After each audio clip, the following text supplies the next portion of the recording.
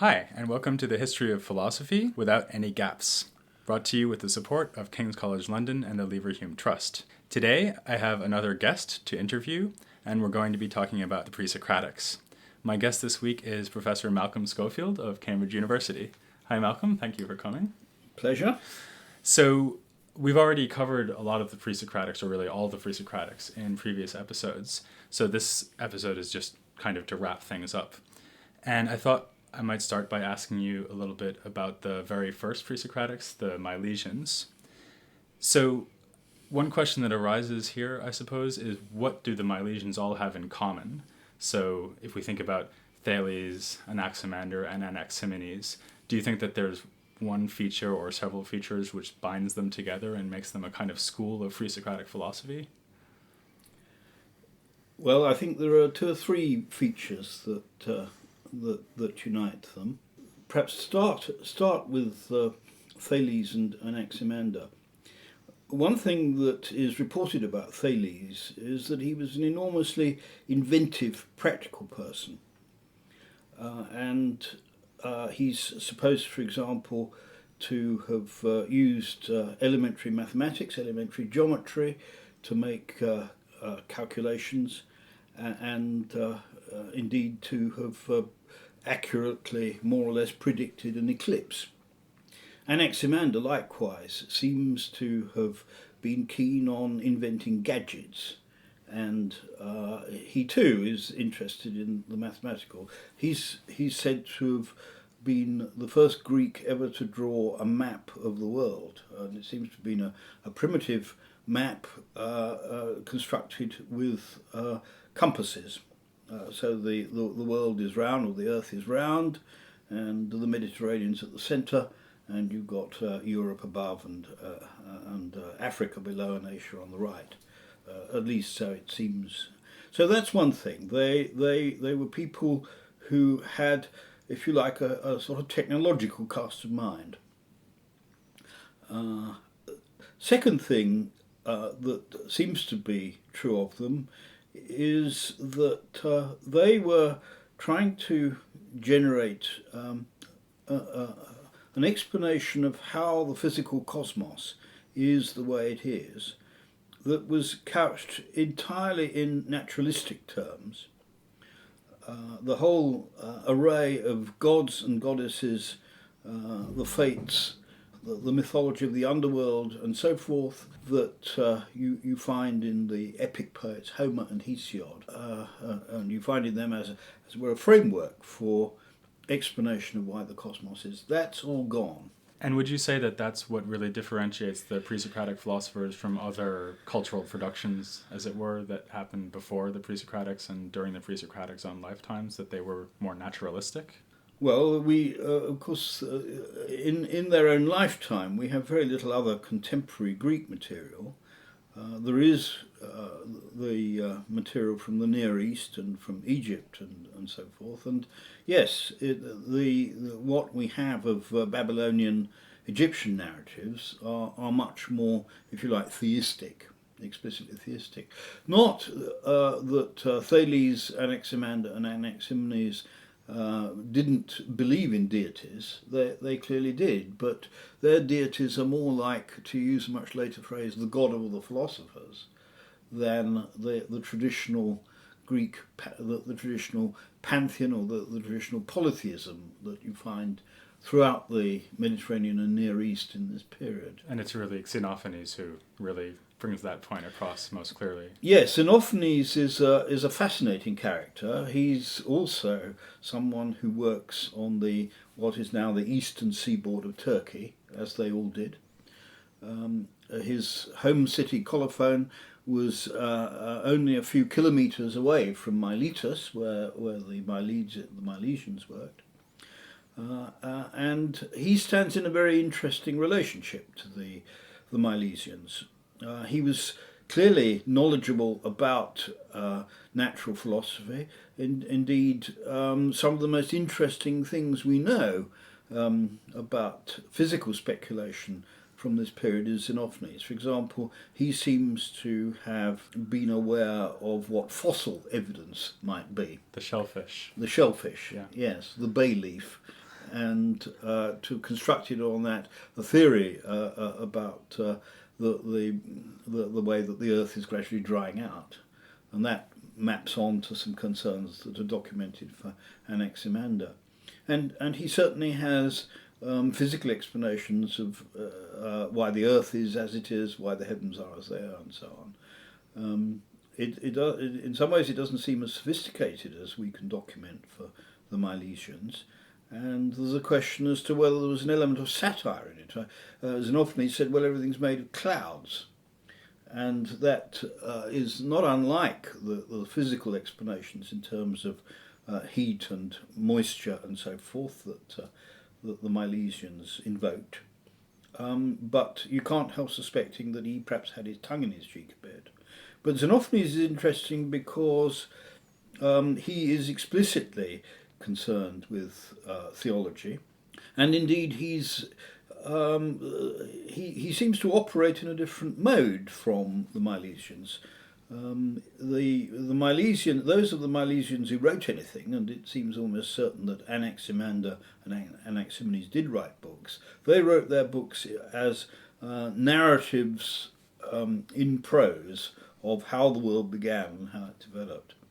In Xenophanes' case, he writes verse. In fact, he's a poetic performer who travels, as he says, the Greek world. Indeed, after his early years, he seems to have moved to the west of Greece, to South Italy, mainly. To perform at banquets, as it were. To perform at banquets, and indeed we have some of the poems he wrote about what a proper banquet should be like, and what the right religious rituals should be, what the right songs you should sing are, and he seems to be very much against elaborate meat sacrifices and songs of gods and giants battling against each other, but he has, very interestingly, a critique of traditional theology. Homer and Hesiod are accused of anthropomorphism, and indeed of attributing to the gods the worst features of humankind. And he develops this critique by a sort of counterfactual line of thought. He says if lions could could draw their gods, then they would draw lion-faced gods, just as the Ethiopians devise gods who have black faces and snub-nosed. That issue about the kind of text that they produce, so books as opposed to poetry, brings me to something else I was going to ask you, which is, do you think we can say very much about who the Presocratics thought they were talking to? I mean, Xenophanes may have been performing at banquets at least some of the time, but for example, Heraclitus, or even the poem of Parmenides, or for that matter, the Milesians, do you think there's any sign that could tell us who they were talking to and who they expected to be able to read their books? Or do we just have to guess about that? Well, like so much to do with the Presocratics, it is mostly guesswork, I think. There is quite a lot of reason to think that Thales in particular was a public figure. I mean, he's supposed to have generated ideas for a conference of all the Greek states on the eastern seaboard to make common cause together against the Persian overlord. The Woodrow Wilson of Presocratic philosophy. You could say so, yes. And so I think that Thales had a public role, and I'm quite sure that he would talk to authoritatively to anybody who wanted to listen to him. So I don't think we have to think that he was writing only for a small coterie of intellectuals. Anaximander and Anaximenes is harder to say, but the Greek cities weren't very big places, and so I think that even though there does seem to have been a kind of school developed of Miletus, we mustn't think of it as a university. I think we must think much more in terms of public intellectuals. And that means that actually the Presocratics may have been operating in a mode maybe more like Socrates, actually speaking to people in the marketplace, as it were. And maybe some of Heraclitus's riddles or aphorisms were actually presented to people in that kind of more oral context. It's hard to think that Heraclitus wasn't primarily someone who was operating through oral discourse, not primarily on paper or papyrus or whatever it was. I mean, clearly there was a book, but his thoughts do seem the kinds of phrased in the kind of way that oral utterances are phrased. And similarly, well, anybody who writes a poem, you have to assume that they're writing it for delivery. Even Parmenides, I think. So even Parmenides would have been performing the way of well, truth? Again, give us the way of truth again, Parmenides. Parmenides is I mean, the evidence about Parmenides and his pupil sidekick Zeno in Elea in South Italy being public figures is quite good. So I think that the Parmenides poem must be a distillation of his teaching, but it's hard to think that he simply retired to his study alone one day after not talking to anybody for years, writing it down and then shutting the book and leaving it somewhere and going off somewhere else. It's not really credible, I think. And in fact, in Plato's Parmenides, it looks like the dialogue begins just as Zeno has finished reciting from his book, doesn't it? And Socrates That's asks right. him what the book is about. That's right. I mean, that's one of our. I mean, it's a narrative that can't possibly literally be true, but what it testifies to is the kind of way in which ideas were spread. People would come and read from their books. And of course, Parmenides is a nice example for us of a philosopher who seems actually to have had disciples. So there's Zeno, obviously, and there's also Melissus, and the two of them seem to have been extending Parmenides' philosophy or defending it in some way. That's right. I mean, it's quite hard to understand the relationship of Zeno and Melissus to, philosophically, that's to say, to Parmenides, and Zeno is often portrayed as a sort of sophist, and Melissus, there's been some interesting work recently that suggests that maybe Melissus, some of his arguments are designed to provoke rather than to, as it were, communicate metaphysical truths that we're simply meant to take on board and accept. And whether that's true or not with respect to Zeno and Melissus, it's very hard to think of them except as operating in a milieu in which people were arguing with each other all the time. And they were sort of adopting a Parmenides type position. Is that the idea? That's right. And I mean, it's and the thought is, if this is right, the right way to think of them, trying to provoke others to thought in what you might describe as a Socratic sort of way. That's interesting, because when I interviewed Emma McCabe in a previous episode about Heraclitus, this is exactly what she said about him, that a lot of these aphorisms, which seem almost like jokes or one-liners, are actually implicit invitations to engage in some kind of dialogue with him. Well, that is absolutely right. I mean, take a famous fragment of Heraclitus, which I'm actually going to, I think, make the opening sally when I give the presidential lecture to the Hellenic Society next summer. The saying goes here in London. Yes, the saying goes like this: Ion means something like human life is a child playing around, playing drafts. A child's is the kingdom. Now, what on earth he meant, who knows? But it was for sure that he meant us to puzzle about it. It's supposed to be provocative, and it is. It certainly is. So if we can go back to the philosophers who come in the wake of Parmenides, Mm-hmm. do you think it would be too simplistic to see the generation or two now leading up to the time of Socrates, so not really pre-Socratics anymore, but even Socrates' contemporaries? Do you think it would be too simplistic to think of them as just different attempts to find a way to defend pluralism against Parmenides? So you've got the atomists, you've got Anaxagoras, you've got Empedocles, and they all have multiple principles, either an infinity of atoms or 4 elements or whatever it might be, the mixture of all things with each other. Are these all just different ways to outwit Parmenides and avoid his kind of total monism? Well, I think we probably have to tell a slightly different story with respect to each of them, because I think one thing that our conversation has been bringing out is what an extraordinary diversity of views and approaches to abstract thought these thinkers engage in, or that we find in these thinkers.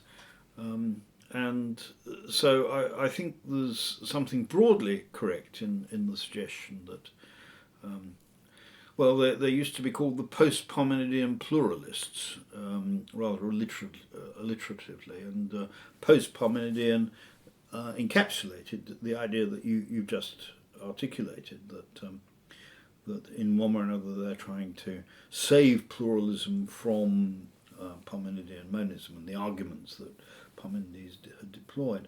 But I do think there are differences. If we take, and one of the differences is actually the evidence. The evidence we have for the atomists is, in some ways, it's a lot more plentiful than for the others, but it's also more indirect. And in other words, we have very few fragments of the physical system of Leucippus and Democritus. And the reports that we have by later writers about the atomists are absolutely explicit that they were offering, in a way, a version of Parmenideanism. They were saying, Parmenides is absolutely right, that reality is single and it's homogeneous, and